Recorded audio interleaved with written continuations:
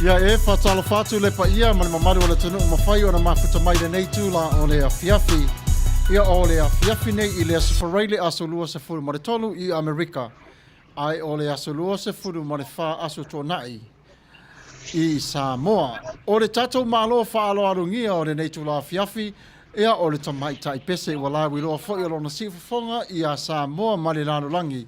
I le wha fia fianga i me tau musika.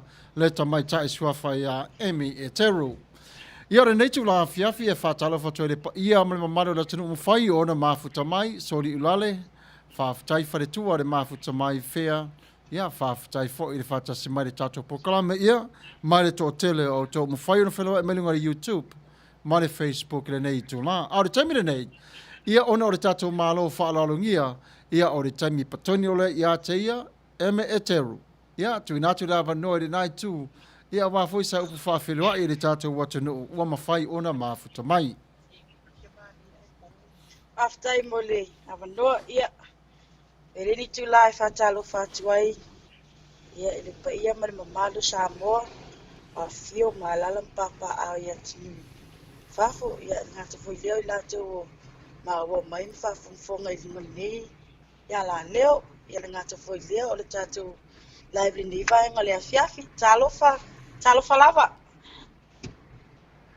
ia talofa lava ile nature afiafi o le aso ma nei nei wa ta ua fo i wa mau se ava noa tate tala noa i le ma nei ma le matango fi o lau taleni ia se fala wi loa mai po fele na fango sa vai so ma mau nu tatu te o mai ia le tu langa we tatu matua matautia lava ia o fera o la fanga i savai Emme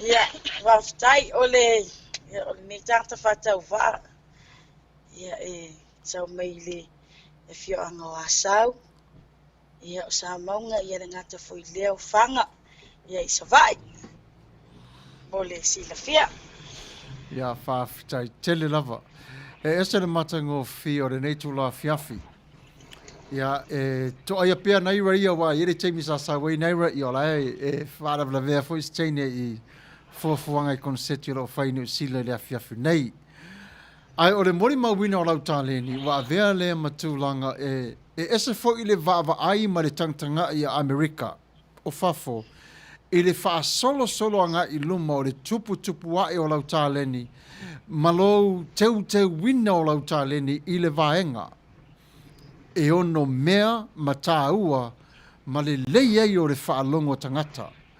E whape whiona e tā pena i le teu wino o lau tāleni. Whaftai mo le whapsit i ni vaenga le afiafi. Ia. O le tāleni se tasi o whamamianga tuina mai e te mawhalilang. Ia.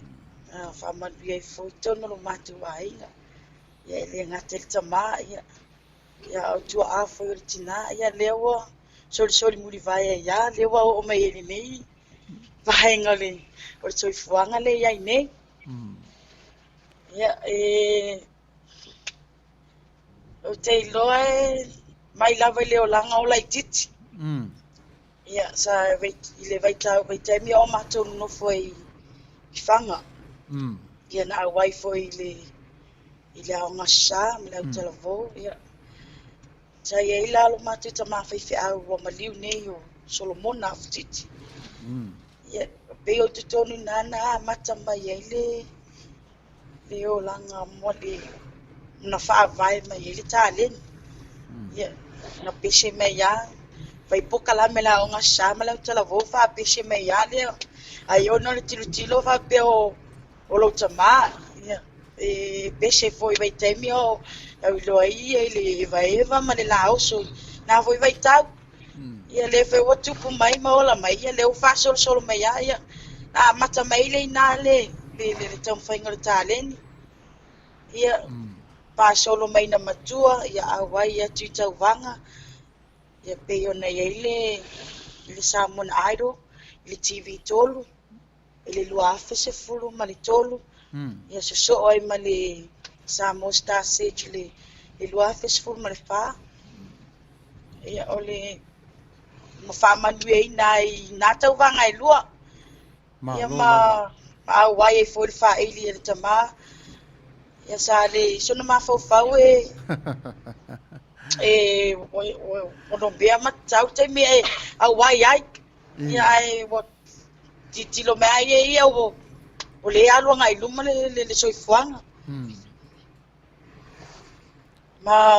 ma fai me ia ma talia ilo na ia le taleni ia awai atu foi le ngaluenga falau tile ina le taleni tono le official le pe foi le mafuang foi le na le ona o awai foi au ile mtanga luenga o leo sa ile lua se fulu ma le tasi ia sa o awai ai tono le mtanga luenga leo a matertau tua ia pesa awala mai ona vai ngar fai ia fa solo mai ia pe ia o le fanga solonga nga o le olanga ma le atina ina mai o le taleni ele wo mai le time ia wo te le mo a tupla ele to mai ma fa ngai lo le taleni fa tueni fa tunga ma a wal fa fonga sambo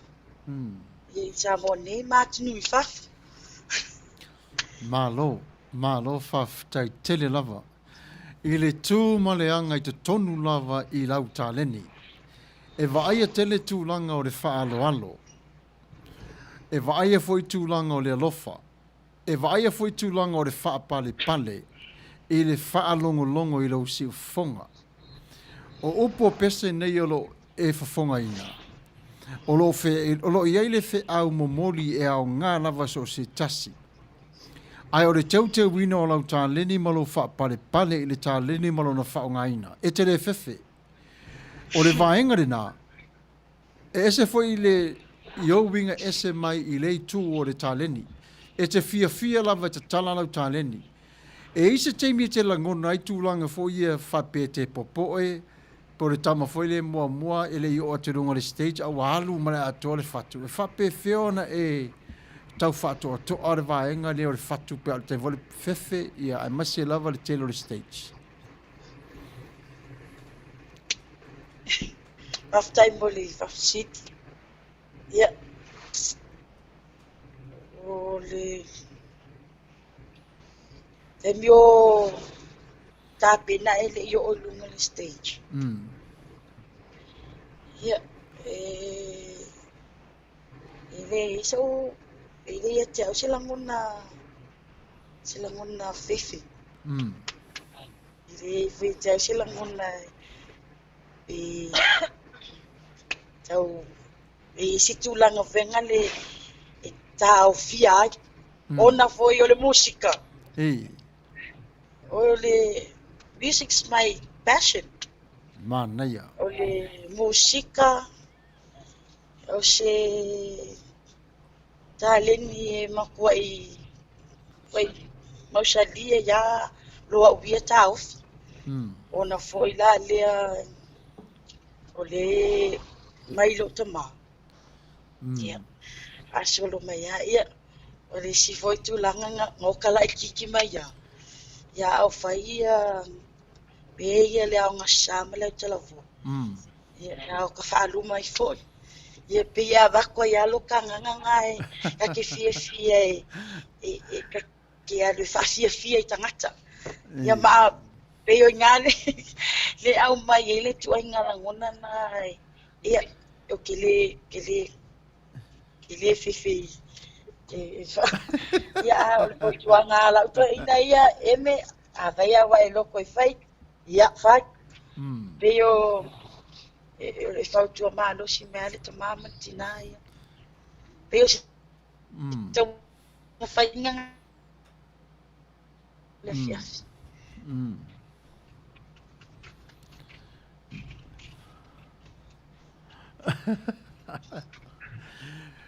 Manuia ia very passionate. Ese de Manuia o lo tau mawhai I lau tāleni ina ia I ila masusulu atu. Ona lela e maua tonu atu lava ia ona I o tua ai masi siu tama ia e tonu fo I o whaili. O le tāleni lava tu ina mai e le tua ia te o tau masi lava siu tau ainga. Ia e langona e fuila le mana ia o le teu wina o lau tāleni pe ava ai ia I le teu wina. I le teu wina o lau tāleni. E ese foi I lau oe tāpenanga I lau tāleni. E ese foi. E loa atu lava I ata o pese ma upo pese lo fai mai. Wo e lava tāpena. O ia te sulu fai ai a te ialu lunga le stage. O lo ta māpolu tina. Lo sulu fai nga mua o koe inga le lunga lang. Manuia. O sulu fai nga mua nga. O te le se lo atu le whaptala. Ia so se kai mea ke sa ngi la whatingo se whamui. Ia kaki kalangoa koe inga le lunga e au mai le malus. O le mawhawhau o le le. I ka penga I le whamui ina ia mau e ka ngaka le whiau le a watu. Ma ia whawhiawhia ina tangata o lo whafonga. Ia o le si tūlonga lua. Ia o mātua. Se taimi a sau ni la whatingo se whamui. E umalona ta sangar to ina la ilunga ia vili lo mātua. Ia koe kapai mai o au le la me ialu. Sau ngi alu Uiai lo kom koe lau fai me mawhai. Lo fai me le. Ia. Moka saulo la. Ia lega ke pese whawhiawhia ka ngaka. Talo fai. Pei o le. O le whainga ngā ia o lau. O le pei o le tapinanga ngā ia o lau whamoe moe. Pea sau mi tapina se whamoe moe. Malo whawhitai tele lava. O le tele fo I o pese ia lo o whanangolongo I mātou lunga le YouTube. E moni no ta warwhi au mo mori lo au mai pe pese nei. Ai o le tū pe lava I mātou lia o te turia pe lava lau sunga lea ia o e tamaita I pese le vaenga lea. I le tū le tāpenanga o le awa onga o au pese. Le taimi lea la apu o e ai au pese o la e sauni ai. O le ale umi. O le ale umi te tāpena ai le I recordinga lea se au pese tasi pe lua. A walu le studio. Ia. I te lena mato o te avea lo sister. Lo sola I titi. E vata se Malaysia uso o le mafa o pe o la wanga e fofo tua me le taimi e la sauni pure pese. A o le tapinanga pe o na e whawhisilio.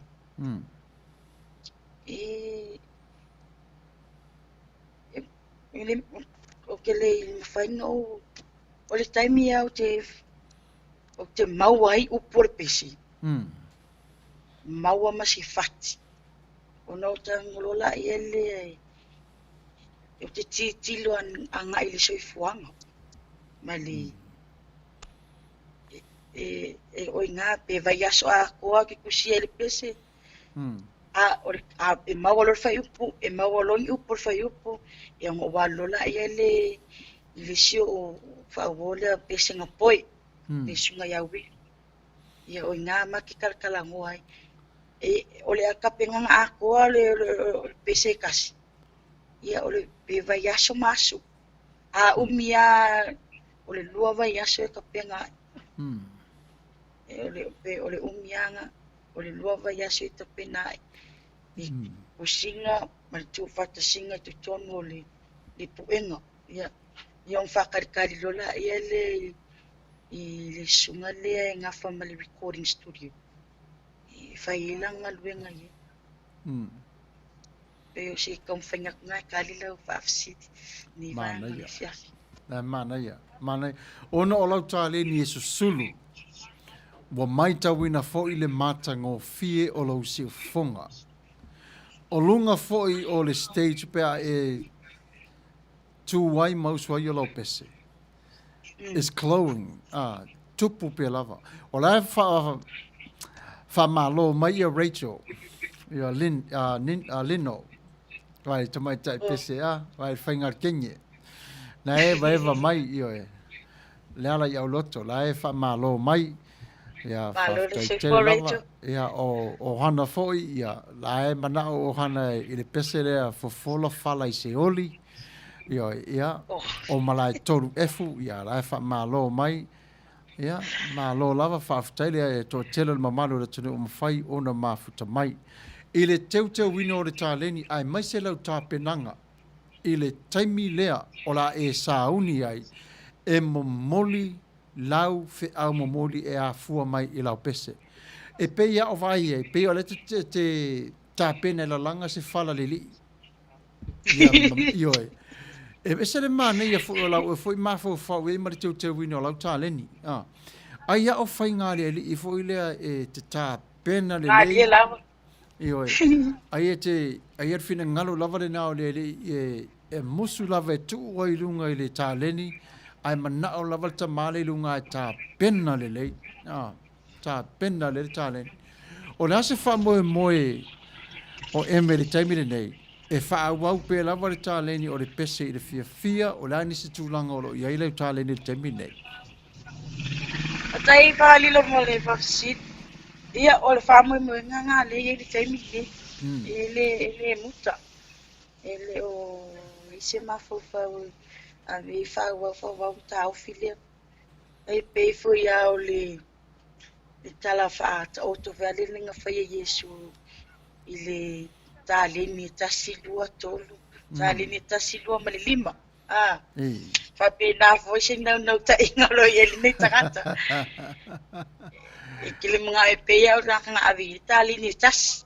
e no ma fo fa me ta le ni to nga lue ina ia fa wa pe wai ase o langona le mafatia e mawhai le upo le pese ona fofoe pe whaamawhana whana pe mo body e le whiawe e mawhai ona file mbu ma toa maali e le loto e ave ese foi sisi avenga ma mafole o le mafatianga o lo iai e wai fe mei e mo ia le launga ai e mawhai le pese ona launga. Ia pio sauna ia tilo i le taimi e tapena i upo pese ma tapena ai e tau mawhai ngai ina ia ave se pese e whaalau i loa. Ma nei e la fe mai le tala ar fa tua ia soli ula le sua mai malo Emme o te sau mai fanga I am so proud of you. Ia o le whare tua le na o lo o mātou ngā rulu ea tu tonu la awa le siwa whonga o le tai au fau. Ia, to e whae, mai fōi ia sa vea e whapea. Hai Emme, malo lava le soifua maua, a o se pese fōi ha. A lofa le ngana. Waile, e peia la o pese, peia la no Filifilia fōi pese le a lofa le ngana. E uma tātou whanango longo iai. Ia, to wha mai fōi la, ia waile le whapa o mai al Tino Rachel, a wha my dad's right. Tenio de matonu. Malo Emme Eteru. Keep it up, but use it wisely to the Lord. I always love your voice. I forgot to love you, sister. Yeah, faftai. Tell love Rachel. You know, ese le mana yole o le tala no yalum fa na o Samoa. Ile ya e mai lunga ma le tupu mai o le taleni ne vai tau. Yo. Ua tele lava alom whanau o Samoa wai loa foi whao ngao la tu tāleni le pese. Yeah. Ma whao wale ngata foi whango tāleni ni pese. Ia e foi nisi o tāleni i le tūsia ino o pese. O le ase mālosi o tā ua i le tūsia o se pese.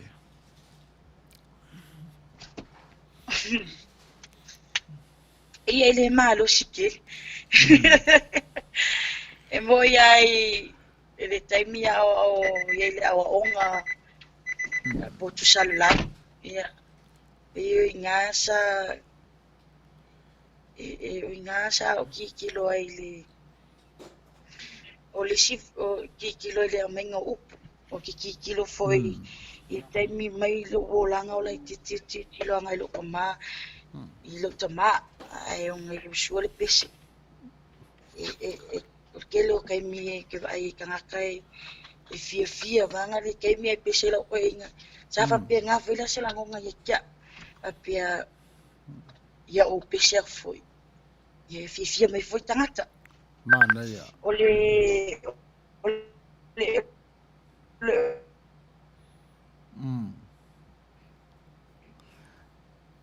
Ole faunga upo le pese. Sa o kikilo nga i le vaenga le ole puni alava. Sa sina vaenga sa o kikilo i ole puni alava. Ole vaenga le penina tia fau. Ole faunga ina ole ngangana. Ole faunga ina ole ngangana. Ole ole ngangana. Ta sina o mea sina le tatu watinu. E se loka a pele ia. Ole faunga ina ole ngangana. Ele ngatala e ke pese. Ala e ke avako e foi maleala nga upu. O se upu nga e whawhau ama le pese. E whasosoangia i le si tangata la e whaalongolongo. E mau e foi ona ia manatu. E whai e sisi ana upu. E wapea ngale le kamawhainga e whai le pese. Ao e sai e olo e le tau songolo tina. E se whawhai aso alo milinga. O nga ia sa makalakala moa. O inga ke au mai ia ke au ia upu mau tua le atunu. A o kusia se pese mei. E ke kusi le pese. Mai e loa le uinga le upu le kusia. Inga ia fesiri merika ngaka ia ke oi. Alai mawhai o nga e karo. Ai lea ngalo kusi le upu. Ai ke le o mala malama ia. Ia o lesi vaenga o te whaia. O kikilo nga i le tūle e kakika mawhai i le peo neve i taimi. O pese le wat talu folo e iai. O manaya o mata mawhai ngā tupulanga. Ai mesa tono le tate watu ni uni Samoa. Te le manono ai ni tupulanga le o iai mo lato whātu. O la o ia whai o whātu, le whainga mawhai ngā o whātunga. E tate tau mawhai e au mai le pese. Tusi le upu. Na nale uvinga o le pese. Manuia. Ia ngā wako e lola, ia le au whafongofongo. E ka lia lako whauvinga. A leo ke ngofo au ia mai le uvinga moni o le. Le uvinga moni o le pese. Veo se tau mawhainga ngā ia o le whainga ngā ia o au kusi pese. E le ngata e sosoani mai o lo anko. Ia wale tala moni a ia o tele selua. E le kai ai sosoani me lo kamai kusi ngā o pese. Ngal pawale mea o ke fisiri ai. La le uvinga le upulia. Ia o ke alu lo anko kawe siri mai pola le uvinga le upu Samoa. Ia o le si sosoani malusi. Ia o le si o tuangane le te mineo la o ngai piula. Lea o ngai la o ngawhawhawhi au piula. O le teimi e whaasoa inga i e le kuspa ia. Ia o ke whaalongo ai maua mai le upu whakule iei. E re uvinga le upu lea. Ia ngoka ngofula ia le wawi au mai. So oi whai ia le upu lea o laka whai upu laka pese. Ia pio le whainga le whainga o au ia whātunga. Malau kilo la le vaenga. Misa vaenga le puni ala wha. Se ma le matango fie o le fōu upu laka whaalongo. Ia. E se le uvinga le pese. Lenga ngā i, lenga nā ai le winga moni o le pese. Ia whapea ngāsi tau mawhainga o lo kam whai furingi, tāta whatau wā. Taro whai whawhatai lava. Ia, whatalo whatu ana telepasi, ia, whesalai, a whawai, malofe mai, hello Emme, ia, so proud of you, cheers. Ia, whawhatai fōi le whatasmai a whionga le sea. Ia, sia uso ia poasa sue, ma mau tele papasatau a li a le, o mai ala o papasatau e mai mua mai le tuasau, i o mai, o mai lango mai tatou teini o le tuasau, i o e. Ia, whawhatai tele lava Rachel, whawhatai le mawhata mai Tyson, Samuelo, malo lava Pastor Samuelo, malo lava Emme. Thanks for the program, God bless you both, follow whātu. Ia, whawhatai fōi Lina, ia, tui whalasai, ia, whawhatai lava le mawhata mai, beautiful lady, Mare Tāleni. Ia, Manuia, o le Manuia o le whanangolongo i lau Tāleni. O ina lewa o loa i neina le ese fo ila o ilo tangata pese le tāleni lea. E vai fo ringa luenga le tu e whai tangata pese. A wha pēr lava na o le pese. E tā pēna lava ia na o le pese. A ele taimi wa tusi le pese o mo whai tusi. You know, not to compare so much whai le tō terrorist tangata pese. A le tō tero tangata pese foi e foi Amerika tate e vai ai. Le la tau lava muri mau e whapea. E lei e sefe lava lo malosi. E sefe whaava noa lava lo mafo ina i hao. Just like you mentioned, peia o lau tala le na whai. E whaava noa lava lo taimi foi le e study e le pese e loa e le pese. E tusa pe te tusia, pe tuse ses tangata. A lai e te tā pena i ai. Whalongo foi la i ai pe a tāina lau pese. I lau whalongo wa e loa lau pese. A o mātou i e whalongo i ai. Ma sāwa vali ai ma whaongaina. O le matua number 1 standa al pese. Ese le māneia. E whanau mai lawa le tā leni mai le tangata. E matango fie foi lon te wina. Ona e iei winga foi o le... o lo fa pale ma lo wanga lo fa ma le fa nga ina o le ma lo si tangata pe o si o anko ia pe o si o tuangane le ia o ngai piula ia Manuia le tama fai le sunga le la fionga sea mo le onga ia po si o tama fo ia o le mema nei ai it takes the whole family to praise your talent it takes your whole lo ainga Atua malawala o mai sapai ma si o ina ia susulu lau tāleni, ma ia i loa e Emme, ona teu lana tāleni o le mea lofa au mai e le tua i a te ia. O le taimi lale nei Emme, o le a tāle pesele se whaafafonga le tata watu no. I upu la le pesele nei, ia usi mai sa moe lau whaafafonga, i le pesele nei, a tonu wa e i loa le pese, a ia e maua le whi au tau momoli, la tatou whaarongolongo o le pesere nei, Lina, whaaftai le mafuta mai Utah, ia malo lava o mori mai le wha malo, i le tatou malo whaalorongia. Malo, Lina. La whawa oso mai lesi savai, lesi a saurunga, Paula Masoi, ia vai, la wha mai, ia malo lava from Wellington, New Zealand, nice looking at young talent, and savai tamai tai whaaftai le tua, teine Samoa. Toi titi awha mai teini o le ngata ula. Le, toi titi lava, toi titi nei oso mai se teini o le ngata ula i lunga, ia, vai fore tātou. Ia, Samoa lau whaafonga. Osi mai lau whaafonga i le pesere nei. O lau ue suina le tamaita ia, Emme Eteru.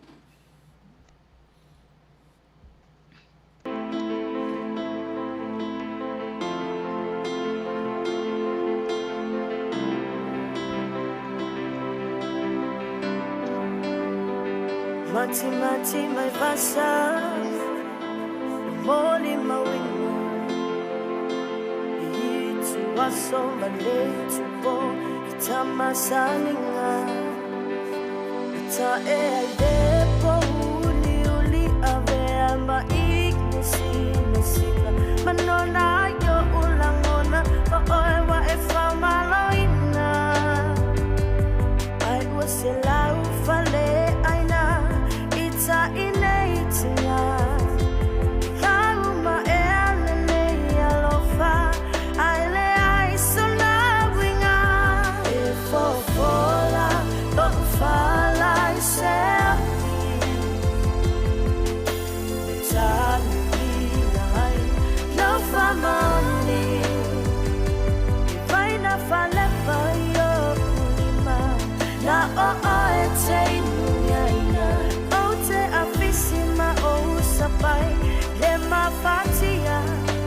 soy na lo ua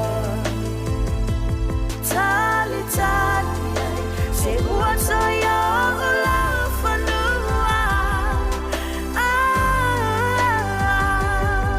ua mai vai ole tangalo talu ai le tu now maponga tia yuta manda o etini le fa avama etama futanga toe pa fala sa ulangona vai vai lava lo fatu talu ai le ne ala fa elata fai lo e o tala luina e papa ulina fai mano foanga ale gono sina fo fola lo fala se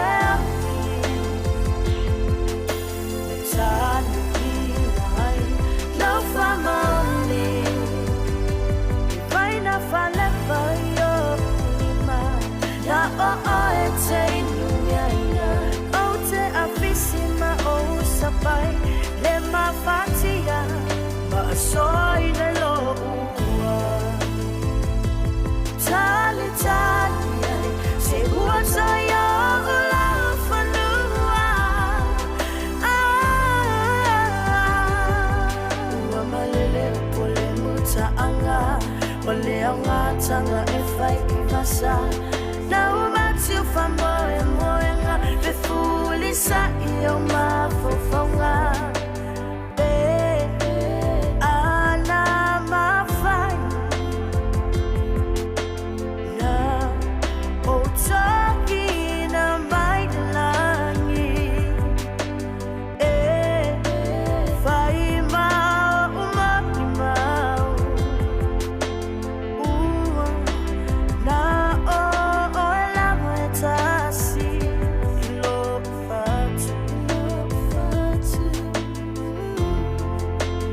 ana ma fai na o taki na mai langi fo fola lo fala se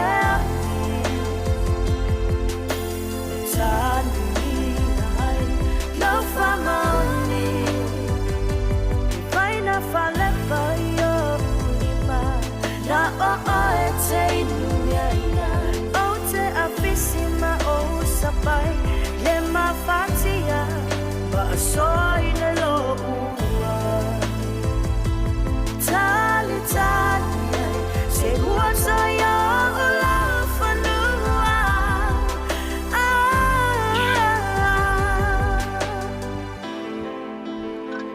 Ia talo for temene ia toe tali mai o tatu fasala launga mari fa tala tala no ina o tamai tai pese la wiroa alo o oe Samoa. O tamai tai swafa ia Emme Eteru ia tu sai mare nei tō la fiafi o se ava noa le au maua. Ai o se taimi faa auro. Ia sato watu i le tua ina ia maua se fisota inga ma ia maua o se taimi. Ia o le fai tau tani le tua le nei tō la fiafi Samoa ma mau ma Samoa la tala tamai. I le ke lope atua, Emme Eteru, o mawhai o na mafuta mai mo i tātou. I gotta tell you something. I didn't know you can sing like this. Such a passion, powerful voice. You know, I didn't know you can hit these notes the way that you sing this song. But I'll tell you what, that song is so powerful. The ese le ma nei o le pese, ese le ma o nga o sole. Ta te nofo mafo fai po le pese, sa o le lei a. A o le tangata la leo suina le pese, ia wa tiri ma matang o fia tuai ma le pese. Sa o le manatu that is Tino Rachel, for my praise God but not a talent. Pe o manatu o ta vita, ia salamo, ma neia. Ia Emme, o le ala le faa moe moe o Emme Eteru, mo le lumanai, i le faa wawina o le taleni. O anisi o vaengoro e tā pena ia e teu teu, faa i ilai lau taleni, ia pe ei fo inisi o tamaiti o le tu a saupo o papasa taua, ia e te ia le o foi la tu pese ai o fi pe pese na nata mai ti ia la fa tali mai ati oi Aftai ai no mole fafsi. Ole terminate. Ya. Ole Paule vai me Paule e ole fa wa pe tali. Ole terminate. Olo ye le fa ai le matu ai. Ya ina o wa'u olo oso ia mo tuanga ni to lua. Ia lawa matu tau whainga rue me te tonu le whaelia ia le matua ia whali, matua ia ainga le whanau a Eteru. Ia oi nā olo o te tala i le tālingi. Ia e mo ia i o tuangani. Ia o lisi o tuangani le whapira sa i sianga ngai i lua mesi notes whangai no music sheets o le whaitau wina o nota. Ia mama. Ia ai pe ole lua festival ono sa mawai foi le mani o Manuia nai foi si tasi foi o Manuia mai tono le tanga wenga. Okay. Ia sa au ai New Zealand mo onga foi fa lau tele nele ma le to mai le ma fa mi tau musika. Ia mo le vaitau no music sheets, music notes. Ia o foi nga mai lea foi terminal to foi me samu. O na lo sau ai fa so ai o tuangani. Ia pa ole mele ia la o ngal ta fa longo ia. Ta fa longo ia pa foi a ono pe ono foi a tu temi o sol. Ole ta lini ole e to tomo lo matu ai. It's a talent that's run into your blood. Ole Deo mai e foi o tuangani. Kasi ala kakala fai aku ia e whaalongo ala ua matama fai po e lea. Sa fai po kala me oi awala ia le fai sa o fai avea ia mfamasino ia ole tawanga pese fo sa o fasoa fo ia ia o termine foi ole il po kala me tutono Samoa ita o le Samoa Star Search ia o na foi olo ave fo ia ia le tau tua male o nangai e fisosoani e inisi foi o alo whanau tupulanga o loo tau mawhailo la tu rolanga i le musika i le terminate ia ale vai mawala ia na ia o lo whaawau pia mai mawe pena whapea e isi nisi awa o ngai e tutono Samoa i se levo i lunga atu pe yo atu nui whafue te lele a vanua e whaalau te lele to mai le musika. Pe ne ia ole anganga nā mani nanu ta ingale ia ina ia te mawhai ati le pe te tala pia. Fo i mai lele atu nui. Whao ngā mo le tupulanga tala mo. Whaasoa atu ai whanau. Ia le tai fwoi nei alo whai le anga musika i le anga tapi anui i asau te tono le mato nui asau. O lo manga lue foi masitasi foi o anko ia le tuangani o lo tina. Ia o lo whaasa ai foi le whana. O le silafia whanga o tāleni le na whamamui na iau le tuale ngata o le leo. Ia au le temini foi o lo nga lue ki tono le ofisa leo i le vaenga le wha o te ngalue lawa isi vaenga. Ia e pe o te la temi a ona mana o miele e whaidi le malo ia o te awai ton ia e whamamini nai fo ele te mawhalai. Dea o mawaritale ni mwhaino ili ina le alto saxophone o le tenor saxophone o le euphonium ia vata se foi mali cornet. Ia pe o nisi nā whamamianga ina o awai te tonu mtanga ruenga. Ia ia lea whilawo awai lea onga le wo o mai tem. Ia whiu whaasoa i fo le ngata na whaasoa le tā le nil pese o le leo. Ia le whiu whaasoa i fo le theory o le musika. Manuia. Talo fa tai lava. Ia lai fa whiro I mai ia lina. Ia, tui fa la sai fe mai le teine mai pe senga.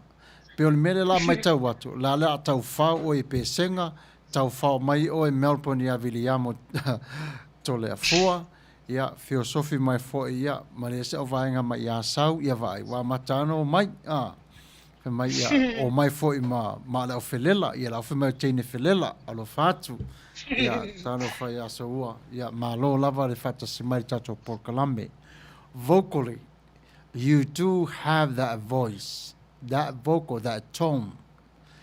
How you manage, I'll tell you what, spontaneously. Thank you. Matautia, you are very, very calm and you're very respectful of who you are and how you manage yourself on that stage. You represent mom and dad the best way you can, and I'll tell you what, you don't need to do more than that. It's already shown of who you are and how much you love your mom and your dad and your family from Savai, right? And the whole wide world. Everybody's watching you, not only tonight, but even on YouTube. You know, you make us proud. We want you to go on that stage, you own that stage, and continue on to sing the heart of the Eteru. And that heart, a link to God Himself, who gave you the account of a talent. Menai manei e ese leanga vaa ma le tāua o lou si ufafonga ma le whao ngā ina e le tua. O lou tangata whaatau waa e whaafia fia iai mātou tangata vai tangata salamou ia ma tangata fo e mawhatia ia mātou fo e nei ia e lei roi mātou pepese pa ware mātou me whaia ia nare pati lava ma pō aisea mātou te pati patia lau tāleni eme whawhetai le tua le whaonga ina oi e ese le mānaia le fua le lei o le atua I ati oi. Ai, o le pese le la tu e taina atu, se I whaafafonga le mamaru le atu o le pese lea. E ese le mānei o le tau mai le pese lea. Ia, e whaawau leo tapo kalami, toi titi lava uma tā taimi o te lofo tata no, mare waa mai sa vai, tāro whai. Ia, wa, lewa foi le aso whawhengai mare vau apolima mo nono le sau le vasa. Ia, sa moa tunu pele usi mai alo whaafonga le tasi nei o pese wa lawi lo ai le tamaita ia Emme Eteru usi mai alo whaafonga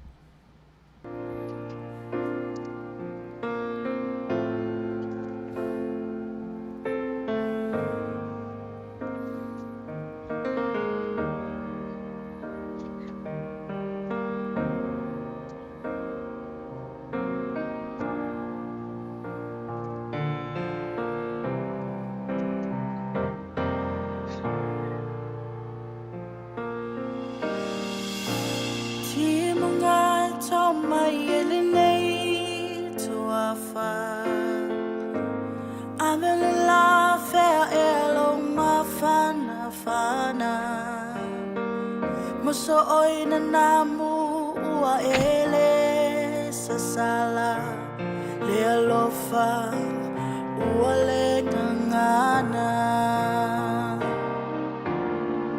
Vasai ua fola saili se mapusanga Momo ia popo le mafutanga Le pua wataulu na ilai mawhatianga Le atua whaasino tahala Onge manatu taua sole alofa No foile fumate ile fiaola Walongo ipulotu o unei langona Lupe mua oeolo alofa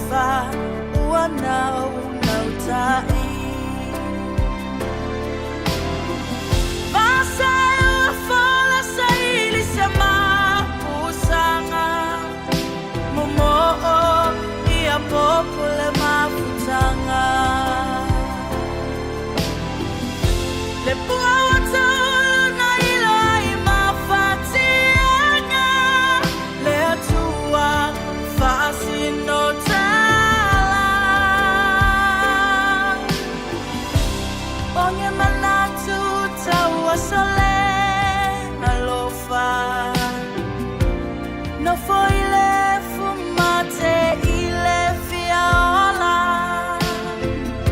bolongo ipulotu o unei langona lupe mua oelo alofa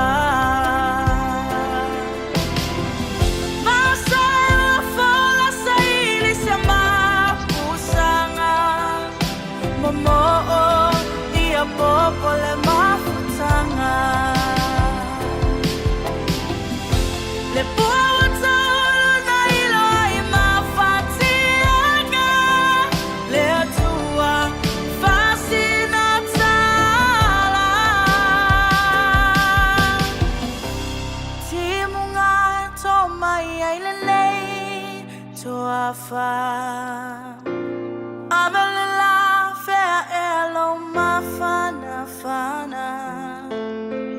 Moso oinul namu ua ele sasala Lealo fae ua le ngangana Lupe mua oelo ua lofa Wow. Lealo fae ua le ngangana. Oh, wonderful. Emme, it doesn't matter who you are. What it matters is how you interpret this talent as you are. Manuia. Very, very, very powerful. Outstanding.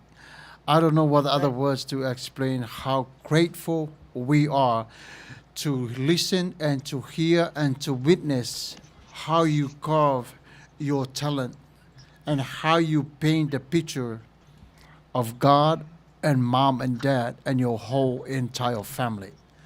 I just want to thank you so much. Continue on to do what you do best.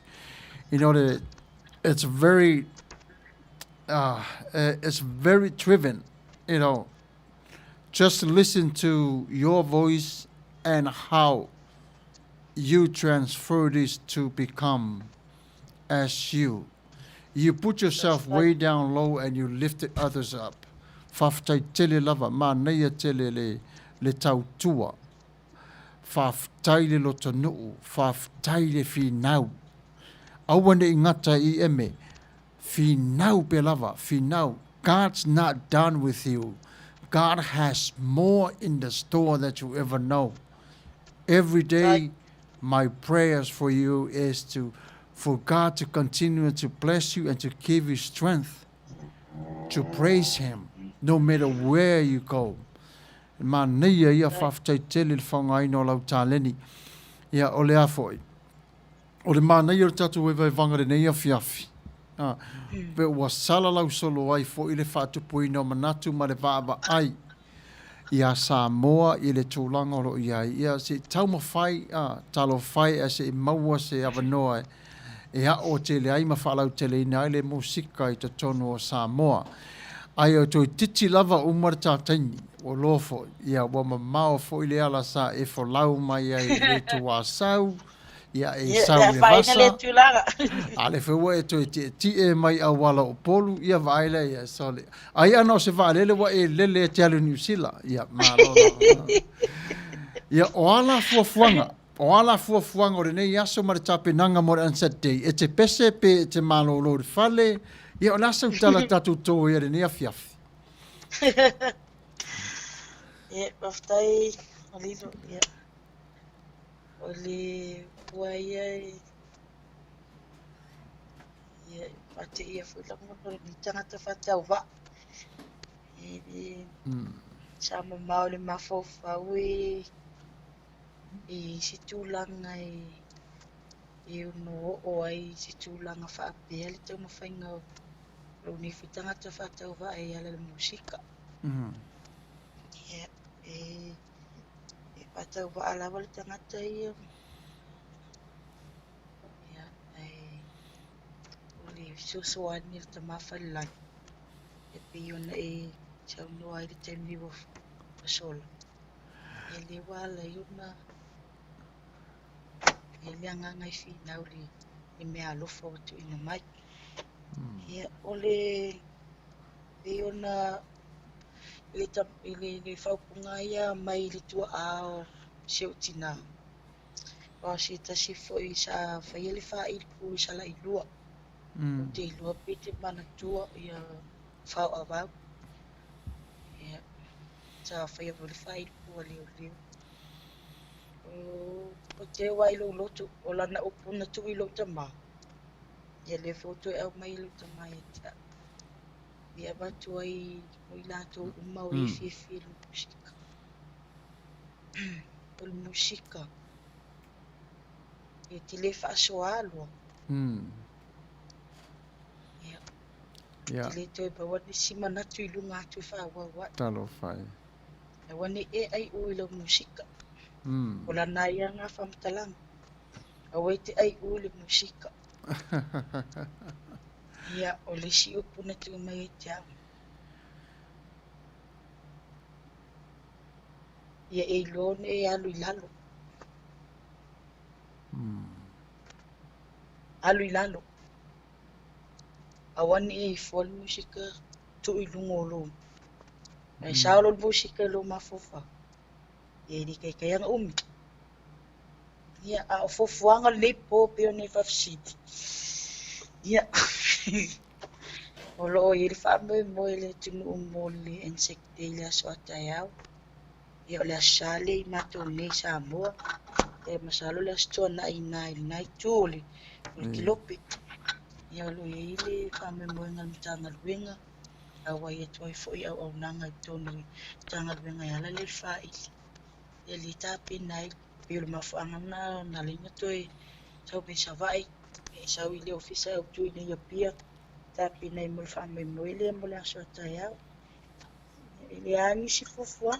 Pa waringa o ta pena i le whaamoi moe mtanga luenga. Ia. Anga i si sau. Sau whala ki ka aini. Ale fia. Ia le ai. Ui. So kai ia ba whari ka kingo fungufunga kai ka le whali mo. Mo ka whaalongolongo i kulukua. O uso ia alenga ka foi leo se kasi foi o uso mo kwaringa mau mai ngi. Talo whai. Tala noa ia le whali a pena. Ia ole la walunga na tala noa ni vanga le fiafika. Muni turuanga nga whaftai. Ia. Whaftai foi le tu manatu mai lu tangata whatau. Ia. Ia sita mo whainga. Ia ona no ta inga ia a vele ni musika e. E fofo e se whaafita o li o se o mawhatia. A fie nei se mawhawhau. Se o misia lea. Se pele. O se mawhutanga o vala. E toi whaale ai tala noa. E pele nau no ta inga o se whi awe a vatu le tupula. O le whanau la waoa o tonu le ainga. O le vao mātua ma whanau. I o le vao fo i o whanau ma mātua. O uso a ngai tua whawhine. I o tua ngani. A ngai fo i latu i tua whawhine. Peo si nanu ta inga nā lea nā leona. Ia a ni whalongolongo atu ni po. Ia o ai a ita ni. O tau si e le whale o sombo i lunga. Aftai Samoa. E Samoa i atu ni mamau. Ile iso mafofau e yung lau kele ak whapese sila ui loa ni fai popo i ngi sa va te ni rangata o ia e moni au o ta na te whaamo mo inga lele ia e vea ma atu ni manu pito ilu o le anganga i alo ni ta te whawhitai me ma pia pe kele ni e sisi upu i tua atu le whawhitai e ma whai e on o tui au tala mau ili tuai sisi upe lunga ale nganga i aftai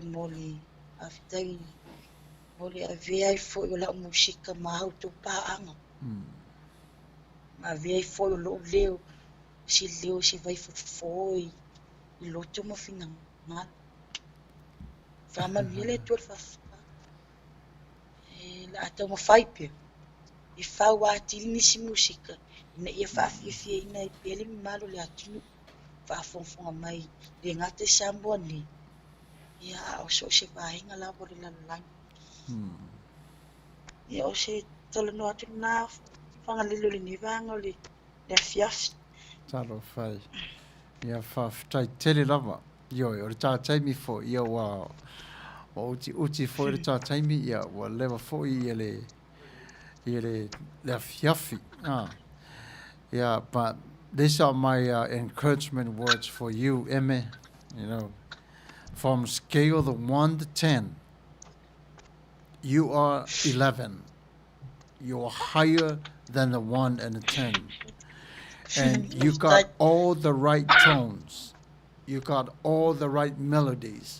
You got all the aspects of how you tune your voice and how you're able to deliver your message through your songs. We really, really appreciate you. You know, you are the most perfect person that we hear and we see. You know, thank you for being who you are. But continue on to go forward. And do me a favor. Do not let the stage own you. You better own that stage and step on it, because that stage belongs to you. And many people and many eyes will witness as you grow in your talent. From Manuia to Tele Lavale Atua. Ili taumawhai. Taumawhai o me tutupu mai o whaalavelave mwhawhitauli. Emme, alu iai, paulau tatalo ile atua au maile marosi e fusu ai emme. Ioi. E te manu malua ia emme. Alua iai, whao ngā pe upo au pese ia, mare marosi anga o lo leo le sau iau pese, whawhitai. Lo whaalongo, mare tali aina o apopo inga mai nei o grandparents ia ma siau tina, siau tama ia, manai o uso, manai o tuangane ma siau ainga.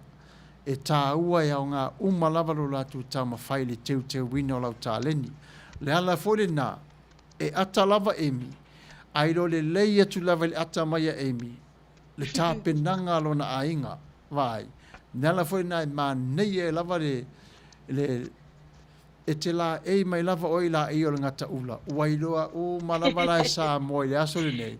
E le aila, e le whatau wa ateni o le ngata ula o le matua number 1 stana o ta maitu sa wa ia. Ia, Emme. Ona o le tā teimi o ti uti, a le nā tā pena foi, ona o tae au ia le asa. Mo le au whaafafonga sa moa mai lata mai matua oi nei Amerika, marike lope a toa. Le tasi le walomu whanau o Samoa. Oro e whaafafonga ma e mai mo i ai, Emme Eteru, a more nei taimi, o le a ma whaato whaatu ma e mi rau topa ia malo o tō mamanu, i le pesele nei, e tā puni ere tātou whaata singa, o la uswini ere tama e tai o Amy, le pese muli lava lea, ia ana tātou te arema whamawai. A le taimi nei, Emme, ia maua se maro longa, alo whatele atu lava mo o tō, whawhetai tele lava, i le nei awa no wha auro. So fua ma ia Manuia. Va se fua. Ja, so fua ia.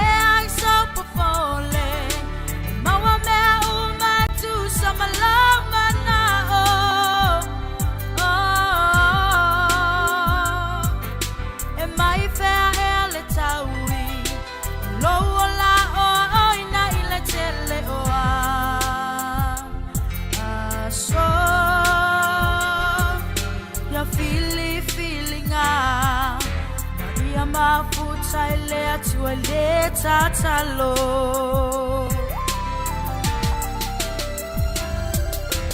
Mana ufai sasao Oele lumana Manuia motaya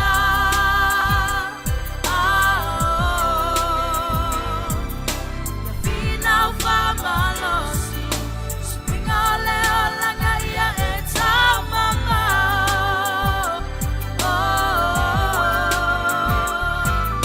Fungala au manoni Ya efa apale ai matu ele olio Oli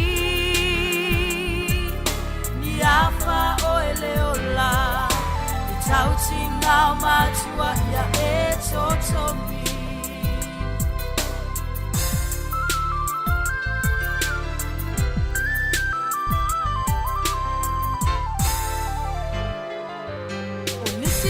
Vele poto vai ai mersi se a tu le sa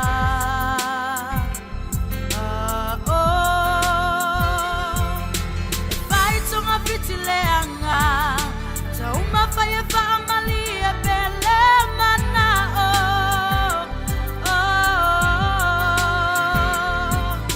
wale fa uta uta ai ona le tele le poto ua Emme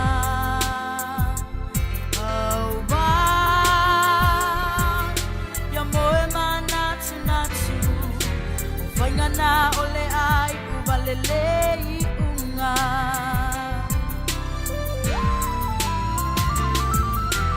Kana ufai sasao Oele lumana Manuia motaya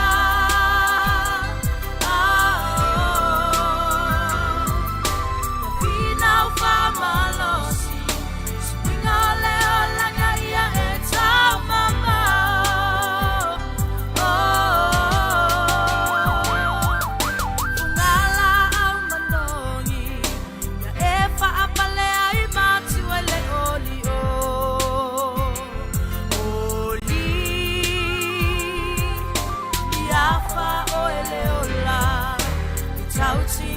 Matua ya etotomi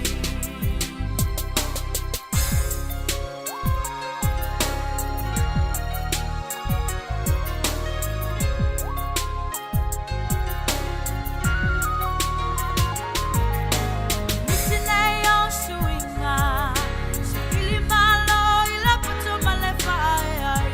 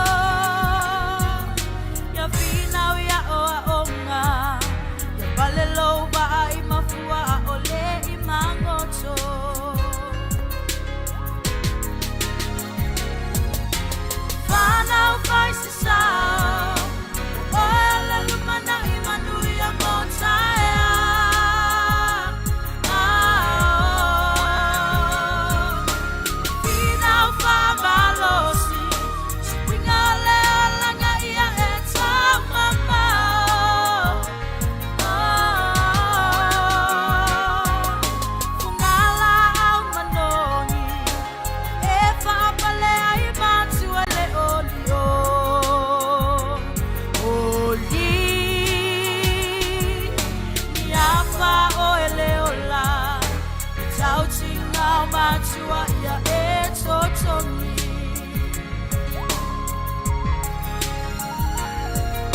Niafa oele ola Tautinga matua ya etotomi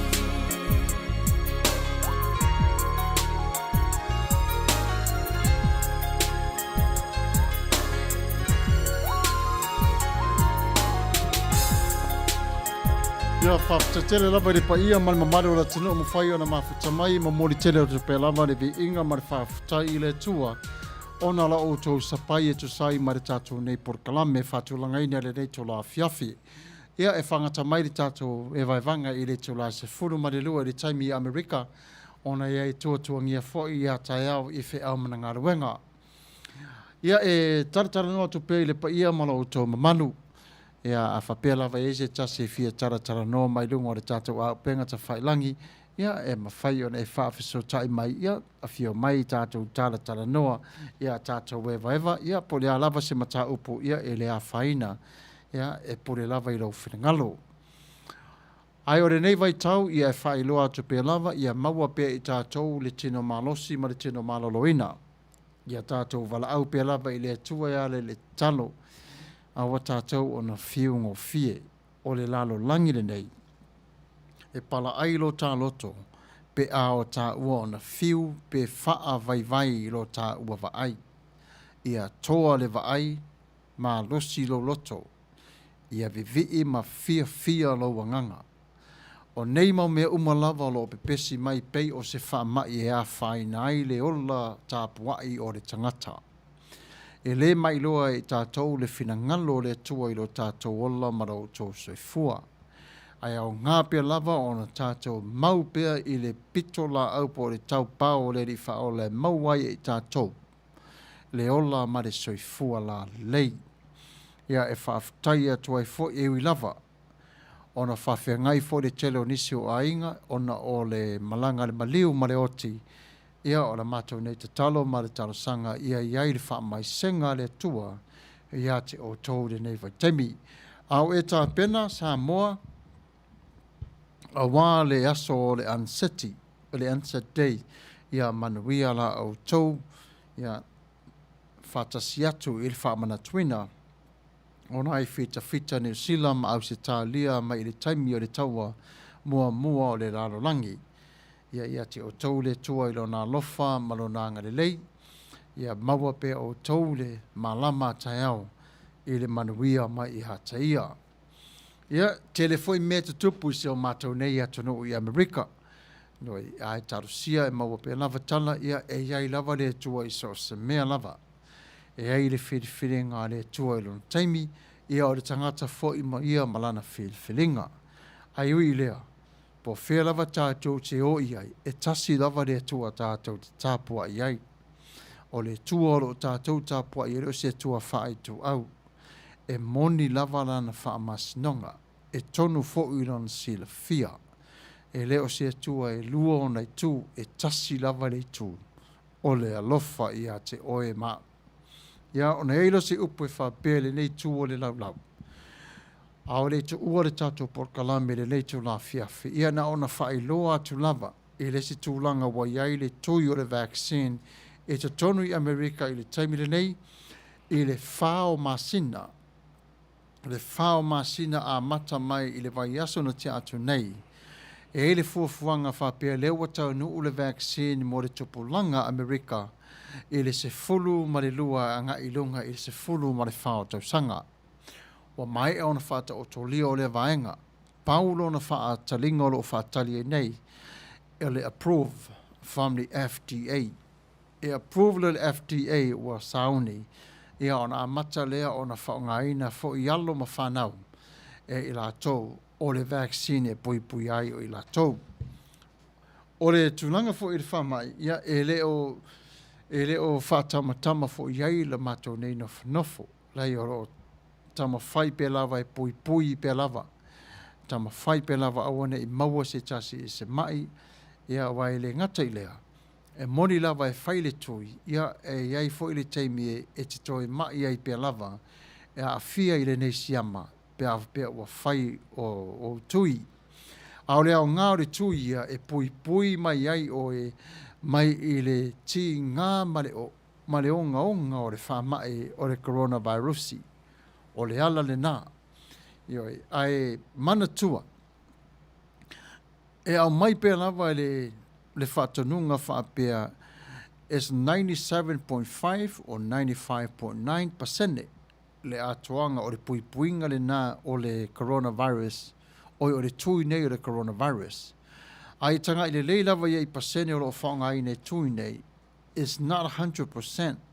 O le ala foila le nai su enga atoa scientisti ma le la tova ai pau lava o lea so lātou mālosi iai ona. E iai si waves o le whaamai o lo whai matutupu mai o le fo i lawe vea mai Europa.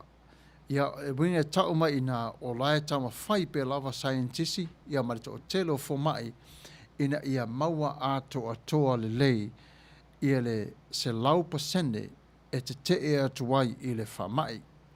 O le taimina i Amerika wa 5% o iai le talaina, ia wa amata o te tala fo i le whaopopoina o tangata e o atu i maliu, o tangata fo i ulu whale atu i whale tāpuai, ia o whale ainga, ia o paka, ia po whea lava o waiai, o mea umane sa tapu, ia ale ne wa amata o te tala ma lia mai lava, ia wa fo i le to telo le pa ia malima malu o le atunu. Ia o le lalolangi Atua, ia ono sai, ia whaaftai u me sirina ua maua le vaccine i Samoa, ia o Amerika Samoa foi, ia ma nisi foi o motu o le Pasifika.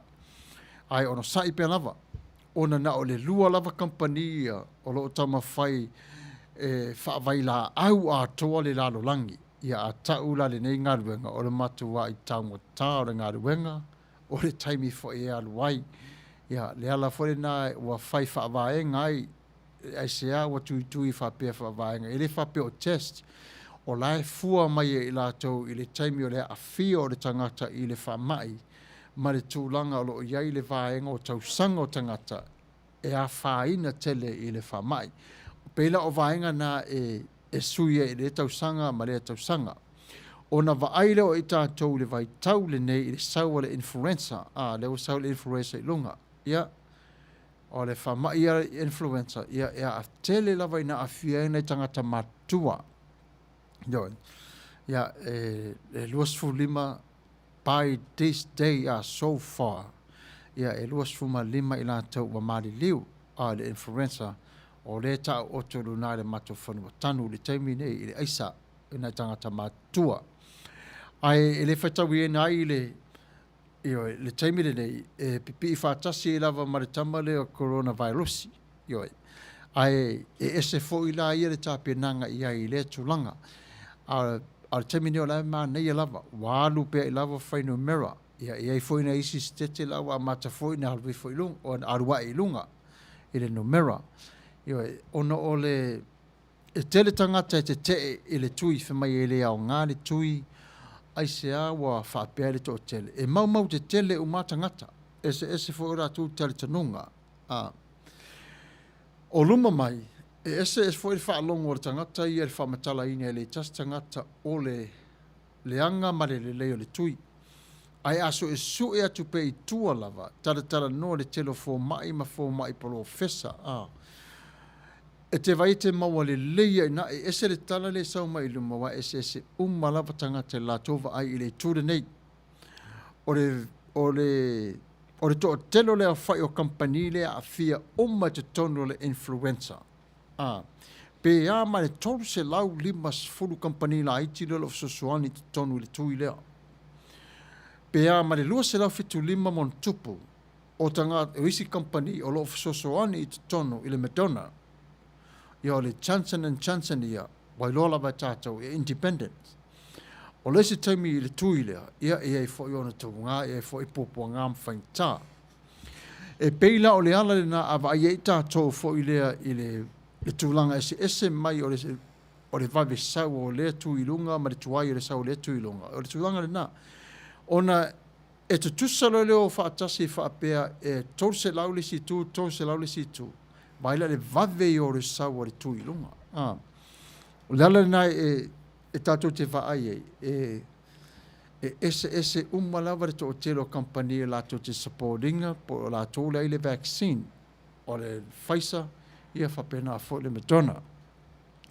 Ia o le tele lao nisi nao vaenga ia e whapea isi kampani ai mai se lava isi kampani e le whaongaina lo lātou method, pe le whaongaina lo lātou idea aisea, ona fo e le tala whea ngai ma fuafuanga o le tāpenaina o le tui o wā kampani ne e lua. O tamalana a e whaalongo e le tau whaaleanga tamana le sau mai lunga YouTube o Facebook. Ona ilo le leia leila o tamala ia le tano le fefe au le, e le tau lia lo lātou, e te tonu o le tau mawhaingo tui nei. Mai e le whapea tātou whapea sau le whaisa ona whapea oi aina le tasi le ai. Tasi le company Tuavao Corporation a le toa tele i o tangata lai tonu o la lai tonu. Company umalava nei e loa ia e fesoasoani aim a toa lava i le World Health Organization. Le World Health Organization e mana o mia o malava e le lalolangi. Ioi, e mana o mia o malava. Ono i la tau o le studying o malava ia whaamai mai so se atu nuu maso se motu o le Pasifika. Yeah. Paulava leo le tūsa tau wha le tono i Amerika le taimi o na ua tā ofilis le WHO le taimi tonu fo sa ia le whaamai lea. Ioi. Lala nā tato vai na mua lava maua le tali maua mai Europa ia atua i atu i nei. Ai tā ua tele le WHO. Ioi, le World Health Organization. Wow, ila tau ia lo ngā wha tonu lava ia wai le tutusa foi ia tino tangata Samoa. I Samoa. Ma tino tangata nei Amerika. Olo sia e ese malava tino tangata. Le ala le nae ata lepe atua ma le vaai te tonu le influenza o i le Pfizer. Le ala nae tele yo kampani le tonu aisia wai le mawhai na tutusa le tui le maalosi po le immune system o le tangata Samoa la e ola i Samoa ma le tangata le nei e ese malava. E peila o le ala le na e vai e tātou iai e fua le lei lava. E fua le lei lava e kampani te tele nei. Ia ma whaila to study ia mautinoa le lei o la e sao ma o ngā e le tino po le mālosi o le tangata. Ia o le afoi. O nisi na o vaenga e afoi. Ia mana o mia pe lava i tātou le whai o le tui e ao ngā. E ao ngā le whai o le tui. Pui mai ero soifua. Ioi, pui mai ero soifua. A le ngata le nā e ma whai o ne e whea ia tu isi stete. Ia le ngata nā e ma whai o ne e lele tuai nuk mamau.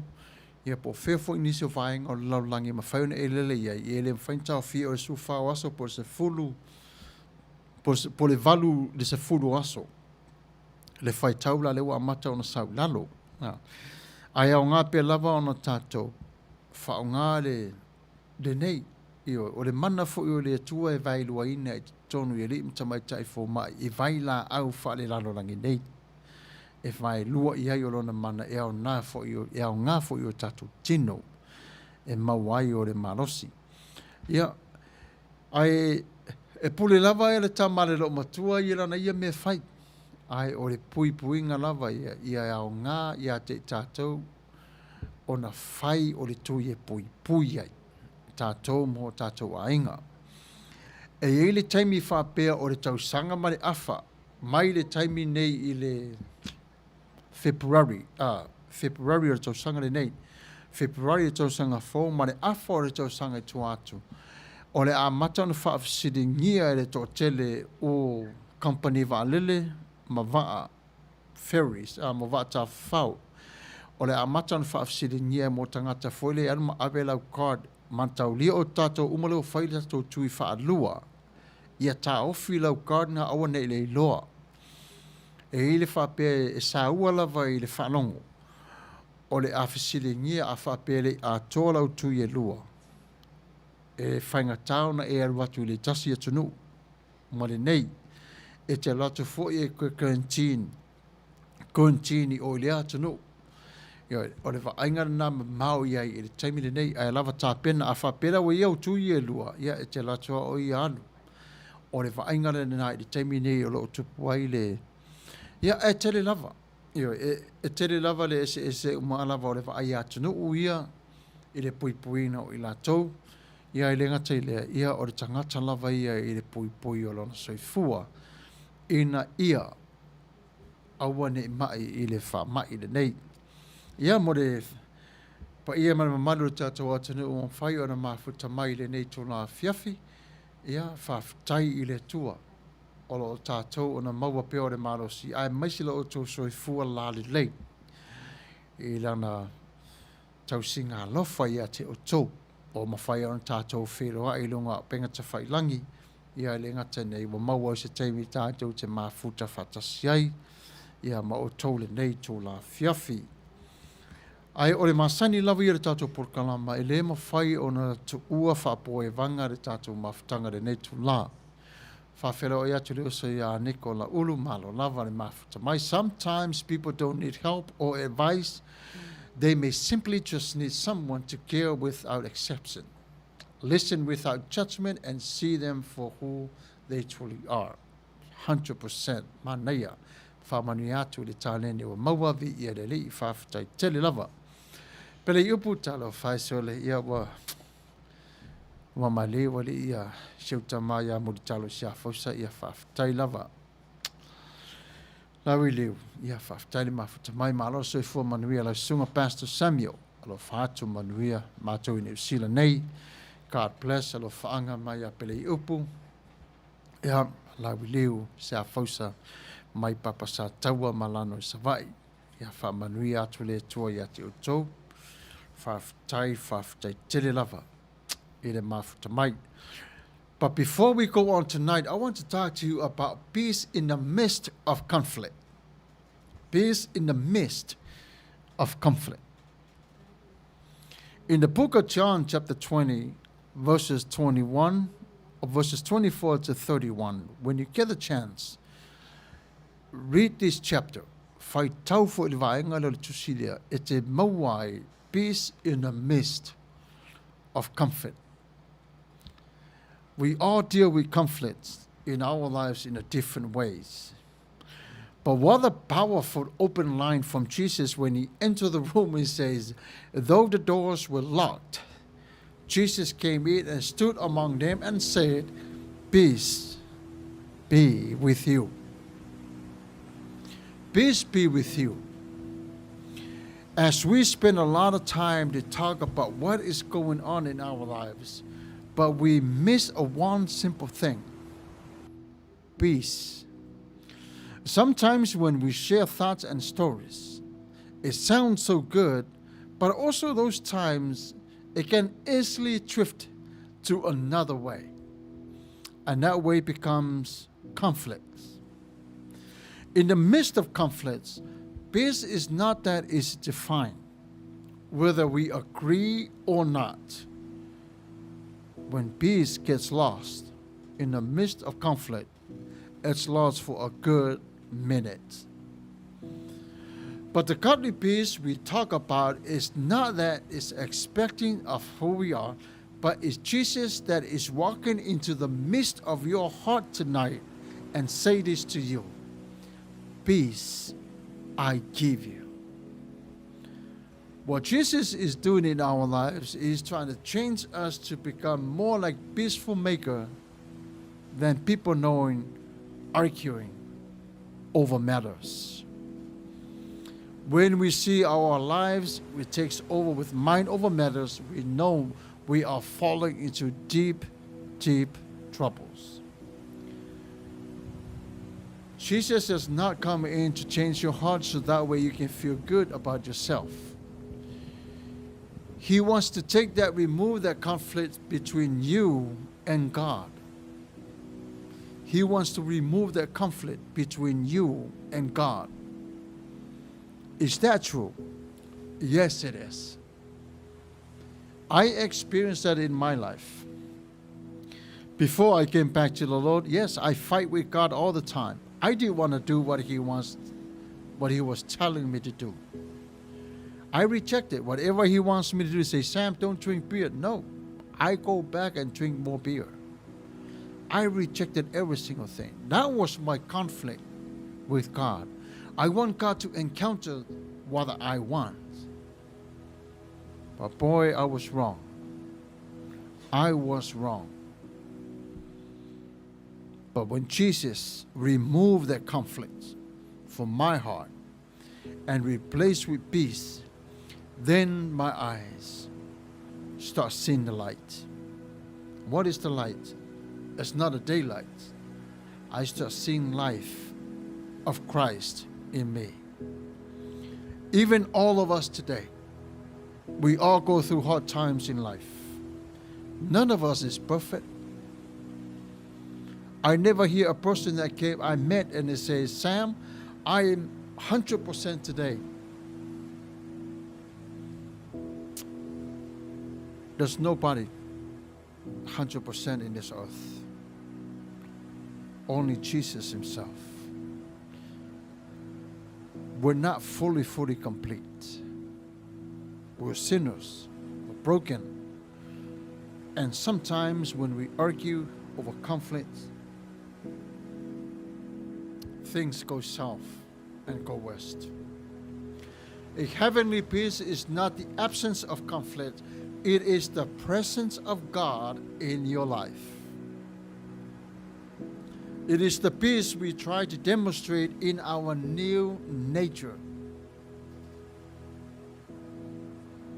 We do not always try to stop all the different conflicts that are present on our estates, because conflict can be creative, character building, and progressive. When we choose to take both sides in our lives, the conflicts will cut us right in the middle and leave us hurt. Standing alone and look upon to God is the man who prepared himself for the world that is coming against him. When I say the word man, means everyone. And how do we prepare ourselves when conflict comes? We have to seek God in our prayers. We have to seek him in faith. We have hope that is in him, and that hope will never fail you. However, we know that it is conflict is in aim to destroy us. That's the aim of conflict. But conflict is up to us to abide to it or walk away from it. Remember when Adam and Eve was created perfectly. Never have conflicts. As soon as they disobey God, conflict happens right away. It didn't take them long for God not to show up and walk in the midst of the conflict, because God knew Eden is already divided in two. But they also lost the freedom God has provided for men. But let me remind you about heavenly peace that is potential to break in through in your locker room. And tonight, Jesus is knocking on the door of your heart. Open up. Let me in. I'll live with you. And if you're going to reject it, what Jesus says, that's another part of conflict. Open up your hearts and let him in. He's not going to harm you. He's trying to bless you with peace. When you see the part of your peace when Jesus was walking with the cross on his neck, on his shoulders, carrying all the way to the Mount of Calvary. There, when you look at Jesus and you say, thank you for dying for my sin. Something got to change. But only you can do it. Eu si tai le atua I lau Filifilia. Isaiah, it's the free will that we have. But if you use your free will to open your heart to God and allow Jesus to do his best, I think you're going to be fine. There's no doubt. It happens to me. And I am sure it will happen to you. Many of my friends always tell me back then, Sam, you will never get rid of your cigarettes. And I said, you know what? You're right. But one day, one Saturday day, I was at work. I had 3 cigarettes left. 3 cigarettes. And this is what I did boldly. I know the Bible says don't promise. I said, Jesus, I love you, but I got 3 more cigarettes to finish my whole pack.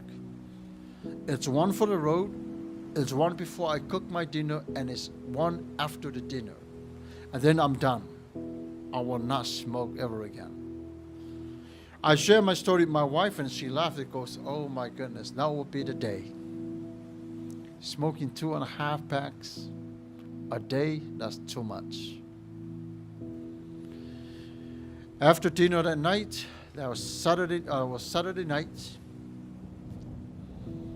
I smoked it all the way till the fridge, then the cigarette fell off. And I tossed it. And I goes, Lord, I'm done. I'm all yours. That very night, he took away the taste of the nicotine from my mouth. And I asked him, how about the taste of the alcohol? And he took it off. And every time when it comes to this word, the conflict, this is what I do believe my life's changed. I always want God to encounter my own behalf. But conflict between me and God, Jesus got right into the middle of it. And I hope for what we share tonight, that will help you to make a decision, that will help you to think, and just to help you to see yourself in the mirror. And I thank God today, since 2009, I never once smoked cigarettes or ever drink alcohol again. I'm done. It's time now for me just to dedicate my life to serve His purpose. For the times when I pray to God about you, see phone all the time, phone. And all of you are joining tonight. God teach me a lesson this way. To be my servant, pastor, you have to serve others. Serve them. Even though it's going to hurt, you're going to go through trials. Serve them. I'm the one who give you the gift of serve. Go serve them. Time will come when me and you talk again. What did you have done? Did you love the people that I called you to serve? Or did you serve them with love and kindness? Let's pray. Le tua lo mātou tamapa ia o le nei tula. O le atu ua e mātou le nei potu whaasala lau. Alofangia i mātou i vai vainga mapopo ngā i o mātou nei tangata. A fio mai la u fio, au mai o le malosi wha amala malama lo mātou nei pupula. Whasusulu o wala i a te i mātou. Awa o i a te i mātou i laua mio alofa. Malo wanga lei. Tafi ese o mala mapopo ngā mele malolonga male nei aso ma i lau whanau. O ang salau se se ma whare tonu. O lo whangia wha mangal. Ona o Yesu Kiriso. Amen. Whawhtai Samoa le tunu pele la lango mai o le tatou nei whaat singa. Ia o tau Manuia. I le lofa mareanga le lei o le tua. Soifua Samoa. Soifua.